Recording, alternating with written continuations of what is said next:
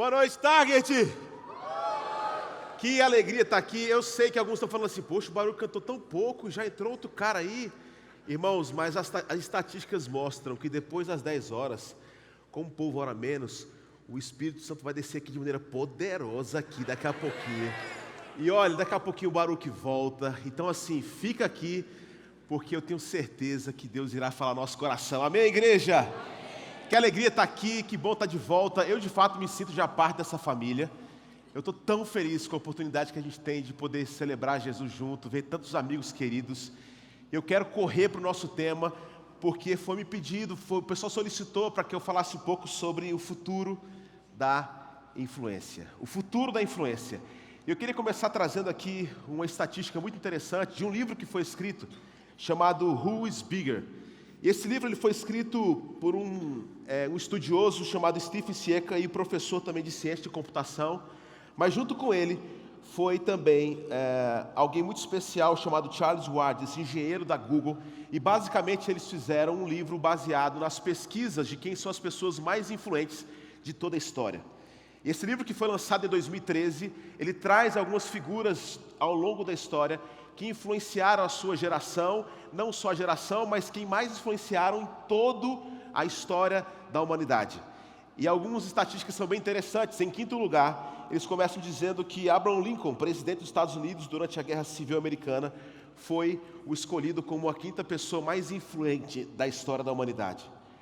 O quarto lugar, ficando um pouquinho na frente aí, nós vamos também perceber que alguém muito conhecido por todos nós, ou se você gosta de literatura, de poema, William Shakespeare. Terceiro lugar, o profeta e dono, digamos assim, ou quem foi o maior exponente do islamismo, Maomé. O segundo lugar, Napoleão. E o primeiro lugar, disparado, alguém chamado Jesus Cristo de Nazaré. Olha que interessante isso. E esse livro, que não é um livro cristão, ele começa a trabalhar e trazer alguns conceitos do porquê que esse Jesus foi tão influente em sua caminhada. Ele começa falando, por exemplo, sobre a questão da influência moral. E ele fala sobre esse revolucionário discurso de amor aos inimigos, igualdade, era contra o divórcio e tantas questões que eram paradoxais por diversos momentos da história.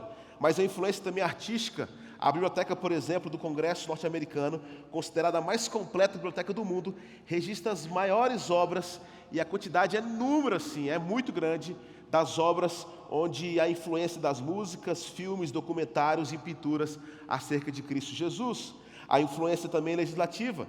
A lei inglesa e norte-americana, por exemplo, consideradas como modelo para todo mundo, deve a sua existência basicamente aos ingleses como John Locke, William Gladstone, William Wilberforce e tantos outros homens que tinham a fé em Jesus Cristo, mas também uma influência escolástica. E nós podemos então perceber que não somente nos Estados Unidos, mas em volta do mundo inteiro, várias faculdades, só no primeiro século, mais de 128 faculdades foram fundadas, tendo como, digamos assim, um paralelo o evangelicalismo ou a fé reformada. E é impressionante como até hoje nós temos várias questões da influência do cristianismo no meio acadêmico. A influência também de diversas outras frentes, mas eu queria parar por aqui, como por exemplo do nosso calendário. Agora é interessante pensar como é que esse homem, que não viajou mais de 150 quilômetros de onde ele nasceu e viveu 33 anos, 3 anos de ministério, ele tinha essa capacidade tão extraordinária de influenciar num período tão curto de tempo. E sobre isso, e falando um pouco mais sobre como é que nós podemos entender ou aprender mais sobre como nós podemos influenciar o futuro, eu gostaria de ler uma história bastante conhecida por vocês. O grande amigo de Jesus, João, ele escreve isso no Evangelho de João, no capítulo 21, a partir do versículo 3, eu queria que você acompanhasse essa leitura comigo. O texto começa assim no versículo 3 do capítulo 21. Vou pescar, disse-lhe Simão Pedro. E eles disseram, nós vamos com você. Eles foram entrar no barco, mas aquela noite não pegaram nada. Ao amanhecer, Jesus estava na praia, mas os discípulos não reconheceram. E lhes perguntou, filhos, vocês têm algo para comer? Não, responderam eles. Ele disse, lancem a rede do lado direito do barco e vocês encontrarão. Eles lançaram e não conseguiram recolher a rede, tal era a quantidade de peixes. O discípulo a quem Jesus amava disse a Pedro, é o Senhor. Simão Pedro, ouvindo isso, vestiu a capa, pois havia tirado, lançou-se ao mar. Os outros discípulos vieram ao barco, arrastando a rede cheia de peixes, mas estava apenas a cerca de 90 metros da praia. Quando desembarcaram, viram ali uma fogueira, peixes sobre a brasa e um pouco de pão, e disse-lhe Jesus: traga alguns dos peixes que acabaram de pescar. Simão Pedro entrou no barco, arrastou a rede para a praia, e ela estava cheia, tinha 153 grandes peixes, embora houvesse tantos peixes que a rede não se rompeu. Jesus lhes disse: venham comer. Nenhum dos discípulos tinha coragem de perguntar: quem és tu? Sabia que era o Senhor. Jesus aproximou-se, tomou o pão e deu a eles, fazendo o mesmo com o peixe. Esta foi a terceira vez que Jesus apareceu aos seus discípulos depois que ressuscitou dos mortos. Depois de comerem, Jesus perguntou a Simão Pedro: Simão, filho de João, você me ama realmente mais do que estes? Disse ele: sim, Senhor, tu sabes que eu te amo. Disse Jesus: cuide dos meus cordeiros. Novamente Jesus disse: Simão, filho de João, você realmente me ama? Ele respondeu: sim, Senhor, tu sabes que eu te amo. Disse Jesus: pastoreie as minhas ovelhas. Pela terceira vez ele disse: Simão, filho de João, você me ama? Pedro ficou magoado por Jesus ter perguntado pela terceira vez: você me ama? Ele disse: Senhor, tu sabes todas as coisas, tu sabes que eu te amo. Disse-lhe Jesus: cuide das minhas ovelhas. Amém? Esse texto ele é muito interessante e para mim ele é um marco na história do grande Pedro, um dos grandes amigos de Jesus. Porque no versículo 3 ele começa com a afirmação: vou pescar. Mas antes de entender um pouco mais sobre o que isso significa, nós precisamos entender e voltar na história sobre quem é esse Pedro. E vale a gente lembrar que em Lucas no capítulo 5, o próprio Jesus se encontra com Pedro, e ali ele pede para que Pedro deixasse tudo o que tinha, e Pedro deixa tudo o que tinha, e Jesus disse: a partir de agora você será um pescador de homens, e não mais um pescador de peixes. Mas é interessante porque o texto diz que Pedro deixou tudo o que tinha e segue Jesus. Deixar tudo o que tinha era deixar o que o seu pai fazia. Interessante também porque nós precisamos aqui aprender ou entender um pouco melhor sobre um contexto muito presente naquele tempo. Como é que funcionava a escola rabínica, e era dividida praticamente em 3 momentos. Todo garoto sonhava em ser, como hoje talvez um jogador de futebol, alguém famoso. Ele sonhava em ser um rabino porque era algo muito especial e só os melhores conseguiam se tornar alguém tão importante. E essa escola então judaica, ela começava com os garotos de 6 a 10 anos, onde eles faziam parte de uma escola chamada Beit Sefer. E essa escola basicamente ensinava os princípios da Torá, do Pentateuco, da lei mosaica. Gênesis, Êxodo, Levítico, Número, Deuteronômio, os 5 primeiros livros. Essas crianças não só aprendiam, mas elas decoravam. E a partir daí elas estavam preparadas para começar os seus afazeres ou replicar o que os seus pais faziam. Mas só os mais especiais eram convidados para a continuação dessa escola, conhecida agora como a escola chamada Beit Talmud. E dos 10 aos 15 anos eles iam aprender os 39 livros do Velho Testamento. Mas não só aprender, só os melhores dos melhores agora voltavam para essa escola, mas eles decoravam de Gênesis a Malaquias todo o Velho Testamento. Eu não sei você, mas quando alguém pergunta: você conhece algum versículo? Você fala: Salmo 23:1, pastor, é o máximo. Agora você imagina decorar todo o Velho Testamento, mas assim, não parava por aí. Porque um terceiro estágio continuava, e só os melhores dos melhores dos melhores continuavam nessa escola. E agora eles iam para um outro estágio chamado Beit Midrash. E nessa escola agora eles iam de fato seguir o rabino, os conselhos, e inclusive tem uma teoria ou algumas frases que dizem que a poeira dos seus pés possam cobrir ali alguém que era um discípulo de um rabino. Era um sonho de todo mundo chegar nessa escola. O que faz a gente pensar então que quando Jesus se encontra com o próprio Pedro no capítulo 5 de Lucas, você entende agora por que esse homem deixa tudo o que estava fazendo para seguir Jesus. Porque se ele estava na praia, ele não passou talvez a escola que dizia o que você precisa fazer para ser o melhor do melhor. Ele estava replicando o que o seu pai fizera, então ele não passou na escola da vida e talvez se sentia um pouco acuado. Ele só replicava o que o seu pai fazia como pescador. Agora Jesus é conhecido como o rabino dos rabinos, o maior influenciador da história. E você entende agora por que Pedro deixa tudo o que estava fazendo. Porque se eu não fui aceito pelas escolas, o rabino do rabino está me chamando para seguir, eu vou. Ele deixa tudo para seguir esse Jesus. Agora o texto vai mostrar então, e talvez explicar para nós por que é tão importante o capítulo 21 e o versículo 3. Porque começa dizendo que Pedro está agora indo voltar a fazer o que ele fazia antes de conhecer Jesus. Vou pescar. E nós temos essas fases na vida como líderes, como pastores. Momentos onde a gente está cansado e passamos por frustração. E vale lembrar, irmãos, que o próprio Jesus chegou para Pedro e disse: ei, amigo, você vivenciou vários milagres, você andou sobre as águas, mas antes que o galo cante, você vai me negar 3 vezes. E Pedro fala assim: você está maluco? Se Jesus chegasse para nós e falasse isso para nós, antes que o galo cante, você vai me negar, você também faria o mesmo. De jeito nenhum, a gente está junto, Jesus. Eu conheço o Senhor, eu vi já os seus milagres, e você sabe da história. Esse Pedro, por medo da morte, ele nega Jesus 3 vezes. E agora Pedro, irmãos, está vivendo uma situação bastante, talvez, difícil em sua caminhada ministerial. Imagina levar sobre si o peso. Ele sabia que ele não foi o culpado, mas de trair o seu grande amigo. Agora Pedro se encontra em uma região onde era muito conhecida, Tiberíades, e ele fala assim: sabe de uma coisa? Eu estou cansado do ministério, eu estou cansado dos afazeres, eu preciso sair daqui, como é que eu fiz isso com o meu Salvador? E diz então que eu vou pescar. Ele entra no barco e se afasta. Eu queria trazer de maneira bem prática aqui, irmãos, 4 lições sobre como esse grande Jesus, que influenciou e foi o maior influenciador da história, pode nos ensinar sobre como a gente influencia o futuro. E a primeira lição, irmãos, é que Jesus influenciava, estando perto, pelo exemplo, e ele perseverava na vida do próximo. O texto que nós lemos, olha que interessante, é lindo, porque diz então que eles estavam longe, e de repente, a mais ou menos 100 metros da praia, chega alguém que eles não sabiam quem era, e o próprio Jesus pergunta. E se tem uma coisa que Jesus, irmãos, deixou como legado para os crentes, Jesus gosta de comer, viu, irmãos?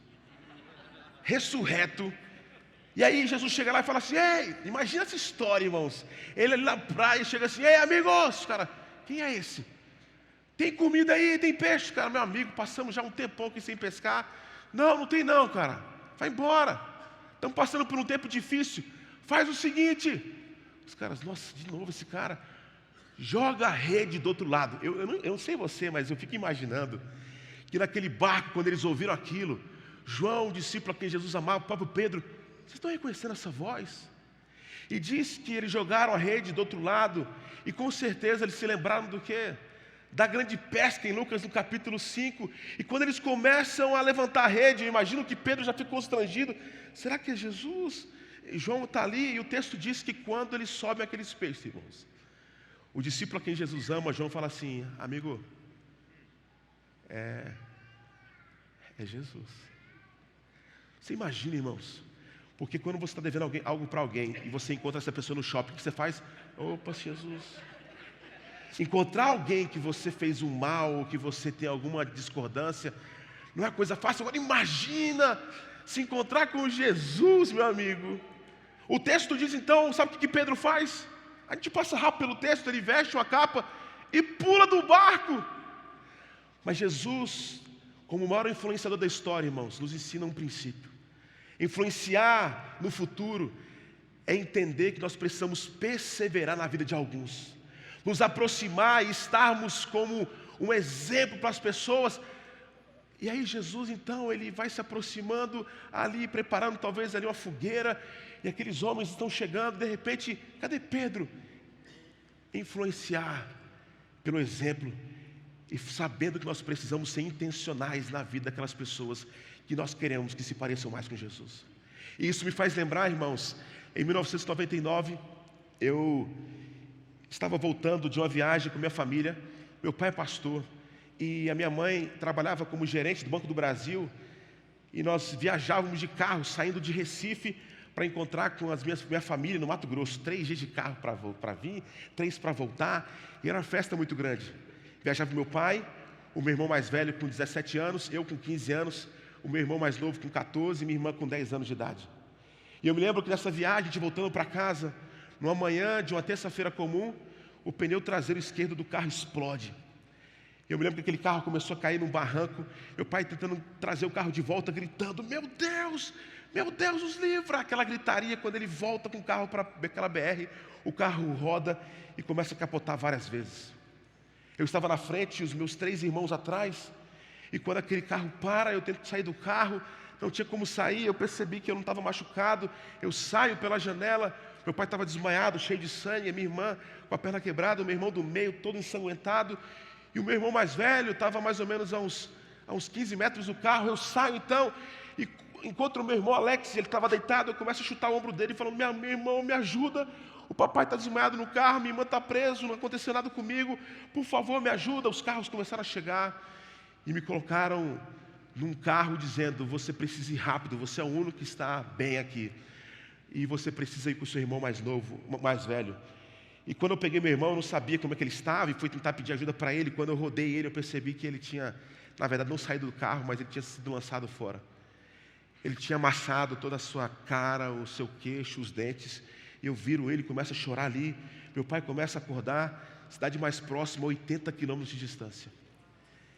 Eles me colocam no carro, o meu irmão deitado, com a cabeça no meu pé, e vão logo para o hospital. Meu pai chega e fala assim: não, eu vou com meu filho. Guilherme, vai com seus outros 2 irmãos que são um pouco melhor. A gente chega naquele hospital e meu pai chegou mais cedo lá. Eu começo a procurar os médicos, cada um numa sala, e eu encontro aquele motorista daquele caminhão que nos levou para lá. Fala assim: eu quero saber onde é que está meu irmão. E o pessoal falava: não, ele está na cirurgia, cadê meu irmão, cadê meu irmão? Até que eu encontro uma enfermeira e fala assim: por favor, cadê meu irmão? Eu com 15 anos de idade, aquela mulher olha para mim e fala assim: o seu irmão morreu. E eu começo a chorar, falo assim: mas Deus, por que isso acontece? E eu me lembro meu pai vindo todo ensanguentado me abraçar. E eu nunca me esqueço do versículo que ele usou naquele dia. Jó, capítulo 1, versículo 21. Meu filho, o Senhor nos deu, o Senhor nos tirou, louvado seja o nome do Senhor. Eu nunca esqueço desse momento, irmãos.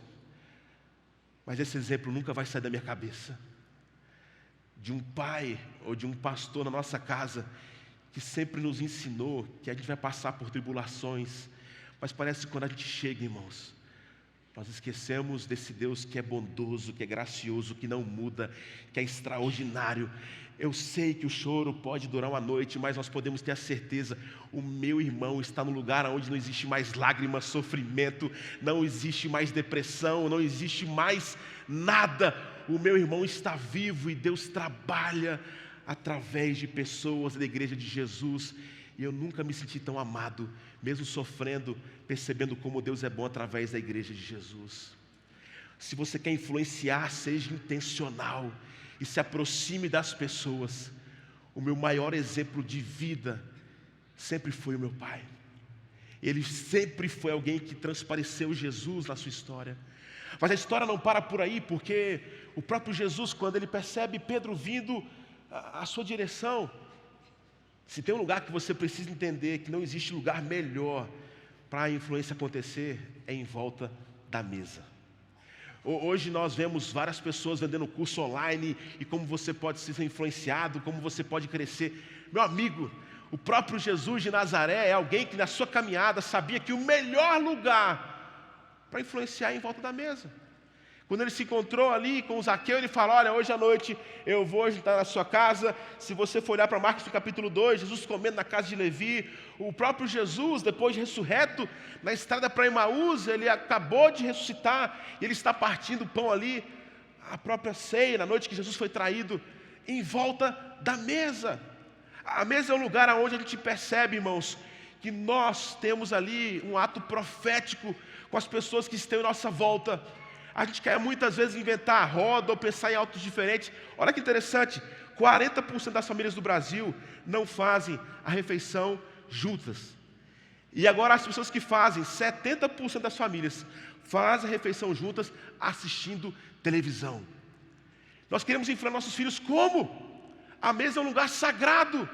E Jesus, sabendo disso, não só se aproxima perto dos seus amigos, mas ele ensina outro princípio, que é também um princípio que o próprio Deus, enviando o seu Filho, ele se esvaziou de si mesmo, porque ele queria que nós entendêssemos, irmãos. E ele faz isso de maneira profética. Na noite que ele vai ser traído, sabe o que ele faz? Olha, eu vou lavar os pés de vocês para que vocês continuem fazendo esse ministério ou essa missão acontecer a partir de vocês. Se você quer ser alguém que vai influenciar, terceira coisa, seja servo e não rei. O próprio Jesus ali, Sempre foi alguém que caminhou na perspectiva de, olha, eu não vim para ser servido, mas para servir vocês. E é interessante porque quando aquele barco se aproxima e diz a história, como Jesus gostava da mesa, o que ele faz? Ele está preparando alguns peixes ali, mas junto com os peixes um pão na brasa. E quando eles chegam, o texto diz que Jesus faz o quê? Então repartiu o pão e o peixe. O Paulo Júnior, que vai estar falando com vocês amanhã, ele nos ensinou um princípio, eu nunca esqueço disso. Que ele fala que a diferença entre santidade e pecado é uma. Pecado é quando Adão e Eva comeram para depois repartir. Santidade é o que Jesus nos ensina. Toda vez que envolve comida com Jesus, ele sempre reparte para depois comer. O servo faz isso. O servo reparte. E naquele momento, o povo ali sofrendo, talvez chegando, meio constrangido, e os discípulos, a história diz que eles sabiam que era um mestre, mas ninguém toca no assunto. E quando vai se aproximando, irmãos, Jesus então, ele ensina esse princípio sobre a necessidade de aprendermos que a melhor forma de influenciar alguém é através do serviço, de ser servo e não ser rei. Durante a pandemia, eu acho que todas as igrejas aqui tiveram muita dificuldade. A gente inclusive não aguenta mais culto online. Mas eu me lembro que a gente trabalhando na nossa comunidade de fé lá em Recife, e a gente começou então a falar um pouco sobre essa questão do serviço. E nosso ministério infantil estava trabalhando uma série sobre serviço. E na dinâmica das crianças então, foi pedido para que todo mundo que estava ali, a criança assistindo, para que pegasse algo que gostasse muito, para poder ajudar ou abençoar alguém que não tinha nada. E eu chego em casa, porque eu estava gravando o culto ao vivo, estava transmitindo ao vivo, e chego em casa, a minha esposa estava lá me esperando com os meus 2 filhos. Eu tenho o Luca de 7 anos e a Esté de 3 anos. E tinha sido aniversário do meu filho 2 dias antes. Detalhe, a minha esposa é nutricionista infantil. Então, os meus filhos só comem doce uma vez a semana. Se você chegar com doce para eles ficam assim, meu Deus do céu. E como tinha sido aniversário deles, meus filhos levou o que sobrou da festinha, aquela sacolinha cheia de doce. E quando eu encontro meu filho e minha filha, depois desse culto, eles assistiram o culto sobre serviço, o meu filho está cheio de bolsa de doce. Isso para ele era muito importante, irmãos. Eu falo, o que é isso, Lucas? Ele fez, papai, eu aprendi que a gente precisa dar aquilo que a gente mais gosta para as pessoas que precisam. E a gente vai no restaurante e eu sei que naquele sinal tem crianças que não têm o doce, pai. Eu gosto tanto desse doce, pai, mas eu aprendi com Jesus que eu preciso dar. E eu paro no sinal, meu filho desce, ele entrega aquelas bolsinhas. E aí, no dia seguinte, segunda-feira, eu levo meus filhos para a escola, e junto com meu filho, eu faço a pergunta, como é que está, como é que está, filho? Aí ficam brigando, aquela coisa, daqui a pouco ele fez, papai, eu quero te falar uma coisa. Sabia que eu já vi Jesus 2 vezes? Eu falei assim, sério, filho? Como é que foi isso? Eu falei, papai, você lembra que eu estava morrendo de medo de dormir sozinho? E o Senhor falou para mim orar, porque o medo do escuro, ele é tão difícil para conseguir dormir, papai. E eu orei, eu vi Jesus no meu quarto, e Ele fez carinho em mim, eu dormi. Eu falei, como é que foi a segunda vez, filho? Ele fez, ué, papai, foi ontem, o senhor não viu? Eu fiz, não, filho. Quando o senhor parou aquele carro ontem, papai, e a gente estava entregando aquelas guloseimas, os docinhos, eu vi Jesus abraçando aquelas crianças que moram na rua, papai. Irmãos, se você quer influenciar, entenda que você tem que ser servo e não rei. O Jesus de Nazaré nos ensina isso. As pessoas que mais te influenciaram na vida foram aquelas pessoas que mais se parecem com Jesus e são servas, que não trazem para essa prerrogativa, me respeita porque eu preciso de respeito, não, porque elas sabem fazer o que Jesus nos ensinava. Jesus então vai para o último ali momento daquela história, e a pergunta que fica é como é que Jesus então influenciou e foi esse grande homem extraordinário na história? Amando. A história é interessante, irmãos, porque eu fico imaginando, quando eu chegar no céu eu vou querer rever algumas coisas, viu? A Record tenta fazer aí, mas não, irmão, eu quero ver como é que foi o real mesmo, assim. Aquela história, imagina Jesus preparando um pão na brasa e um peixe. Aí chega Pedro todo constrangido. E Jesus olha para ele e fala assim, tudo bom, filho? Sabe por que eu estou aqui, meu irmão? Eu te amo tanto, me importo tanto com você. O grande médico Lucas relata no capítulo 5 que eu te chamei da praia para você deixar de ser pescador de peixe para ser pescador de homem. E hoje no capítulo 21, versículo 3, você começou dizendo: vou pescar. Irmãos, Jesus está ali porque a forma de influenciar não é pautado na grosseria, como o Davi Lago falou, mas é no amor. É de um pai para com o filho, que sabe que nós vamos falhar, que sabe que nós vamos errar. E agora então, Jesus senta ali, imagina aquele churrasco de peixe, ele dando pão, e ele fala assim: filho, eu quero te fazer uma pergunta. Você me ama? E você sabe muito bem, quando a gente é perguntado sobre algo, de cara a gente já responde o que a pessoa quer ouvir, não como a gente está, né, assim? Tudo bem, igreja? Tudo. Aí eu falo assim: não, peraí. Tá tudo bem. Quando a sua esposa te pergunta 2 vezes, você começa a tremer na base, não é assim? E quando ela te pergunta 3 vezes, aí Jesus pergunta assim: ei, amigo, você me ama? Sim, Jesus. Não, peraí. Você me ama? Imagina, ele começa a chorar ali, irmãos. E a gente acha Pedro um grande pecador, mas quantas vezes nós não negamos Jesus na nossa caminhada? E Jesus está ali e pergunta de novo: ei, amigo, você me ama? E vai agora cuidar das minhas ovelhas, vai influenciar o mundo, vai influenciar a história, porque eu não vim aqui para te cobrar, eu vim aqui porque eu te amo. E Pedro então termina dizendo: Senhor, tu sabes de todas as coisas. Meu irmão, minha irmã, eu não sei o que você está passando no seu ministério, eu não sei o que está passando na sua família, mas Jesus também sabe que por vezes a gente pega nosso barco e tenta se afastar. Em nome de Jesus, creia nisso, eu creio. O Espírito Santo de Deus está aqui nessa noite, para que você traga o seu barco para a proximidade, para a margem, para ser abraçado por esse Jesus, para aprender que esse Jesus influencia porque Ele se importa, porque Ele veio como servo, porque esse Jesus, Ele faz isso em volta da mesa, mas porque Ele nos ama. Eu termino lendo a palavra do apóstolo Paulo em 1 Coríntios capítulo 13, versículo 13. Assim permanece agora essas 3, a fé, a esperança e o amor. O maior deles, porém, é o amor. Ame, influencie, que você seja a resposta para esse mundo que sofre, em nome de Jesus. Que Deus abençoe todos vocês.